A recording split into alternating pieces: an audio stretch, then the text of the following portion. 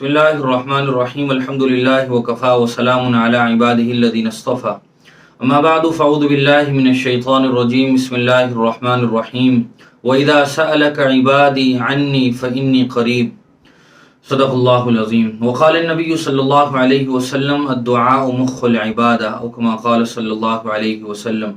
محترم بزرگوں، دوستوں، میرے دینی اور ایمانی بھائیوں، اللہ تبارک و تعالیٰ اس پوری کائنات کا خالق ہے، مالک ہے، رازق ہے۔ وہی سب کچھ اس دنیا میں کرتا ہے، اسی کے حکم کے ماتحت دنیا کا سارا نظام چلتا ہے۔ وہی ضرورت کے وقت لوگوں کی ضرورتیں پوری کرتا ہے، وہی مشکل کشا ہے، حاجت روا ہے، کارساز ہے۔ لہذا جب بھی کوئی ضرورت ہو، چھوٹی ہو یا بڑی ہو، مصیبت کی ہو یا یہ کہ بیماری کی ہو، اللہ تبارک و تعالیٰ ہی سے دعا مانگنا چاہیے۔ اور اللہ تبارک و تعالیٰ نے اپنے سے مانگنے کو کئی مرتبہ قرآن کریم میں ذکر فرمایا ہے۔ اللہ تعالیٰ نے فرمایا کہ میرے بندے جب بھی مجھے پکارتے ہیں تو میں ان کی پکار کو سنتا ہوں، میں ان کے بہت قریب ہوں۔ اجیب دعوت الداعی اذا دعانی فلیستجیبوا لی ولیؤمنوا بی لعلہم یرشدون۔ اسی طرح اللہ تبارک و تعالیٰ نے ارشاد فرمایا ادعوا ربکم تضرعا وخفیا، کہ تم مجھے پکارو، مجھ سے دعا کرو تواضع کے ساتھ، عاجزی انکساری کے ساتھ، اور پوشیدہ خفیہ انداز میں تم مجھ سے دعا کرو۔ جناب نبی کریم صلی اللہ علیہ وسلم نے حضرت عبداللہ بن عباس رضی اللہ تعالیٰ عنہ کو یہ بات سکھائی تھی، وَإِذَا سَأَلْتَ فَاسْأَلِ اللَّهِ، کہ جب تم کچھ مانگو تو اللہ ہی سے مانگو۔ وَإِذَا اسْتَعَنْتَ فَاسْتَعِنْ بِاللَّهِ، کہ جب تم کچھ مدد کا طلب کرو، مدد کا مطالبہ کرو تو اللہ تبارک و تعالیٰ ہی سے کرو۔ اور اللہ تبارک و تعالیٰ قرآن مجید میں ارشاد فرماتے ہیں إِيَّاكَ نَعْبُدُ وَإِيَّاكَ نَسْتَعِينُ، کہ یا اللہ ہم تیری ہی عبادت کرتے ہیں اور تجھے سے مدد طلب کرتے ہیں۔ مدد طلب کرنے کے مختلف طریقے ہیں۔ اللہ تبارک و تعالیٰ نے فرمایا استعینوا بالصبر والصلاۃ، کہ تم نماز سے اور صبر کے ذریعے سے مجھ سے مدد طلب کرو، نیک اعمال کے ذریعے سے اللہ سے مدد طلب کرو۔ ان الحسنات یذہبن السیئات، اچھے اعمال ہی برائیوں کو ختم کر دیتے ہیں۔ یوں تو اللہ تبارک و تعالیٰ کو ہر لمحہ بندے کو پکارنا چاہیے، اور اللہ تبارک و تعالیٰ ہر وقت سنتے ہیں۔ لیکن زندگی میں اور 24 گھنٹے میں کچھ اوقات ایسے ہیں کہ جن اوقات میں اگر دعا مانگی جائے تو دعا کی قبولیت کے چانسز بڑھ جاتے ہیں، امکانات زیادہ ہوتے ہیں، اور اللہ تبارک و تعالیٰ ان اوقات کی برکت سے ان دعاؤں کو قبول فرماتا ہے۔ انہی کچھ اوقات کا تذکرہ اس ویڈیو میں کیا جا رہا ہے۔ نمبر 1، رمضان المبارک کا پورا مہینہ ہی بابرکت مہینہ ہے، لیکن اس کی راتیں اور بطور خاص شب قدر، اخیر عشرے کی جو طاق راتیں ہوتی ہیں جن کو ہم شب قدر کہتے ہیں، ان راتوں میں جب دعا کی جاتی ہے تو اللہ تبارک و تعالیٰ ان دعاؤں کو قبول فرماتے ہیں۔ نمبر 2، ہر رات کا جو اخیر پہر ہوتا ہے جس کو ہم تہجد کا وقت کہتے ہیں، اس وقت میں دعا مانگنا یہ قبولیت کے بہت قریب ہوتا ہے۔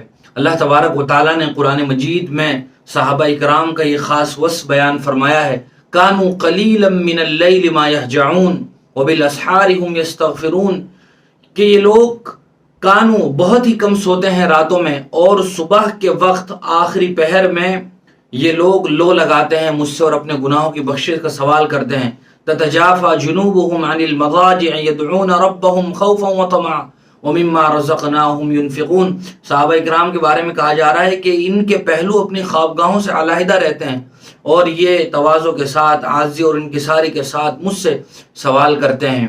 حضور اکرم صلی اللہ علیہ وسلم بھی رات کے اخیر پہر میں باقاعدہ اہتمام فرمایا کرتے تھے کہ وہ بیدار ہوں اور اللہ تبارک و تعالیٰ کے سامنے دو گانا جو بھی حضور اکرم صلی اللہ علیہ وسلم پڑھنا چاہتے تھے وہ پڑھتے تھے، اور پھر اللہ تبارک و تعالیٰ سے دعائیں مانگتے تھے۔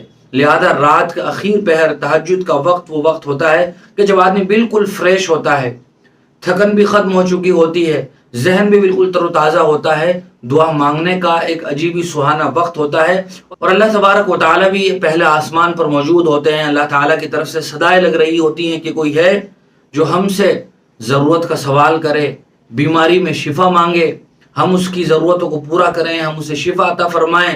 اللہ تبارک و تعالیٰ کی طرف سے صدا لگ رہی ہوتی ہے، لہذا وہ وقت بھی بہت قیمتی وقت ہوتا ہے اللہ تبارک و تعالیٰ سے دعا مانگنے کا۔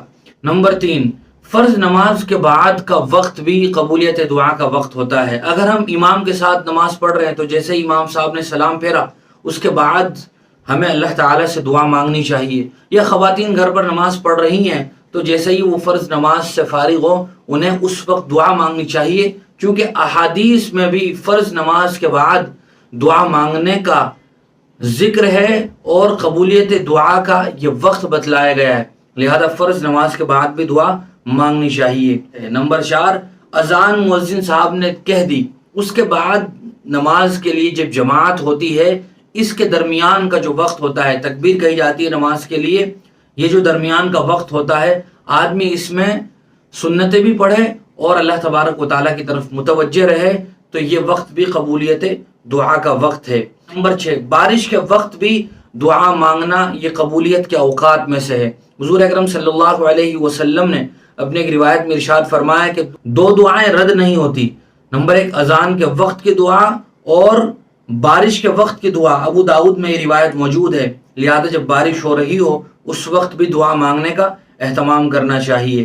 نمبر 7، جمعہ کے دن ایک ایسی گھڑی ہوتی ہے کہ جو قبولیت دعا کی گھڑی ہوتی ہے۔ اب وہ گھڑی کون سی ہوتی ہے اس بارے میں تو حدیث میں صراحت نہیں ہے، علماء نے 2 ایسے اوقات ذکر کیے ہیں جمعہ کے دن جن کے بارے میں یہ پتہ چلتا ہے کہ وہ اس حدیث کا مصداق ہیں۔ نمبر 1، امام صاحب جب خطبہ دے رہے ہوتے ہیں جمعہ کا اور ایک خطبہ دینے کے بعد جب بیٹھتے ہیں پھر اس کے بعد دوسرا خطبہ دیتے ہیں، تو دونوں خطبوں کے درمیان جب امام صاحب بیٹھتے ہیں اس وقت دل ہی دل میں اللہ تعالیٰ سے دعائیں مانگنی چاہیے، وہ وقت قبولیت دعا کا ہوتا ہے۔ اسی طرح دوسرا جو وقت بتایا ہے علماء نے اس حدیث کی تشریح میں وہ ہے عصر کے بعد کا وقت۔ جمعہ کے دن عصر کے بعد کا وقت مغرب کی اذان سے پہلے کا بطور خاص جو وقت ہوتا ہے وہ دعا کی قبولیت کا وقت ہوتا ہے۔ اس وقت تمام تر کاموں کو چھوڑ چھاڑ کر اللہ تعالیٰ کی طرف متوجہ ہونا چاہیے اور اپنی ضرورتوں حاجتوں کا سوال اللہ تعالیٰ سے کرنا چاہیے۔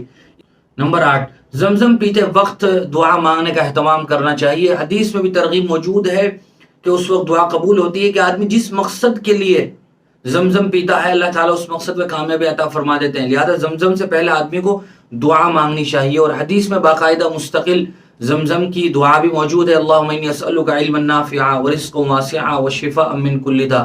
نمبر 9، مرغ کی آواز سننے کے وقت بھی دعا مانگنے کا ذکر ہے۔ حضور نے فرمایا کہ جب تم دیکھو کہ کوئی مرغ آواز لگا رہا ہے، پکار رہا ہے، تو اس وقت تم فضل الہی کا سوال کیا کرو، چونکہ وہ اس وقت فرشتے کو دیکھ رہا ہوتا ہے، لہذا یہ بھی دعا کی قبولیت کا وقت ہے۔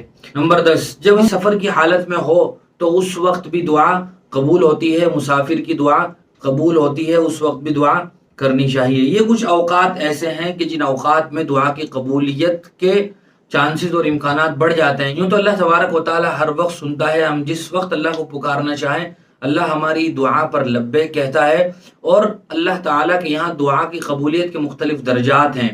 بعض مرتبہ جو چیز مانگی جاتی ہے فوراً دے دی جاتی ہے، بعض مرتبہ وہ نہیں دی جاتی بلکہ مانگنے والے کے حق میں جو چیز بہتر ہوتی ہے وہ دے دی جاتی ہے، بعض مرتبہ وہ بھی نہیں دی جاتی، کوئی آنے والی مصیبت ٹال دی جاتی ہے، بعض مرتبہ مصیبت بھی ٹالی نہیں جاتی بلکہ آخرت کے لیے ذخیرہ ہو جاتی ہے۔